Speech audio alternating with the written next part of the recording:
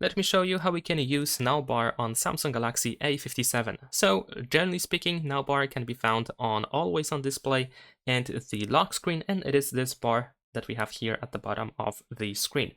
Now, in order to use the navbar, you need to have a certain app running, or apps actually, running in the background in the meantime. So let's say here I have the voice recorder and the clock app, the timer running in the meantime.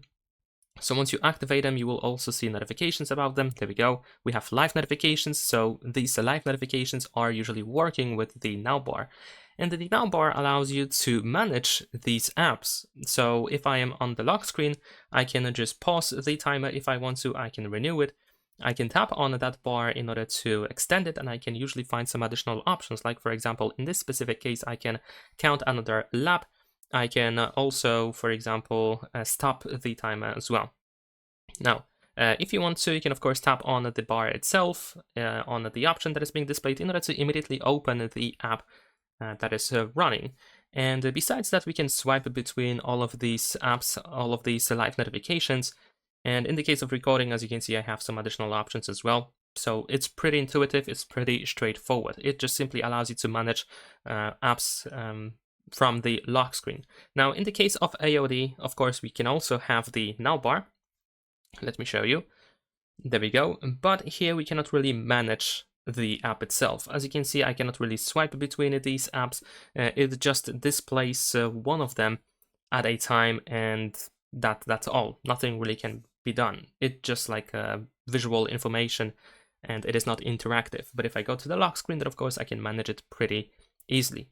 Now, if you are wondering which apps are working with the navbar, and then we can open the settings. Over here, we're gonna scroll down a little bit, and we can go to lock screen and AOD.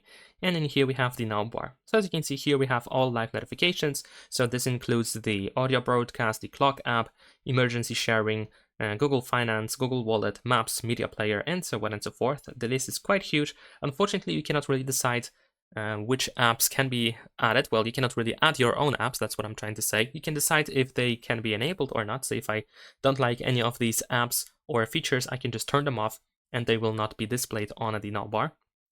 But you cannot add new apps, like your own third-party apps. They just have to be working with the navbar from the get-go. So this is a matter of developers, and if they make it work with the navbar. And of course, besides that, we can find a couple of additional things like the flashlight, the do not disturb, and the current mode. So these options can be managed as well. So that is pretty much it. It's just like a tiny capsule on the lock screen and AOD, and that allows you to manage a couple of these live notifications. And that is all. Leave a like and subscribe.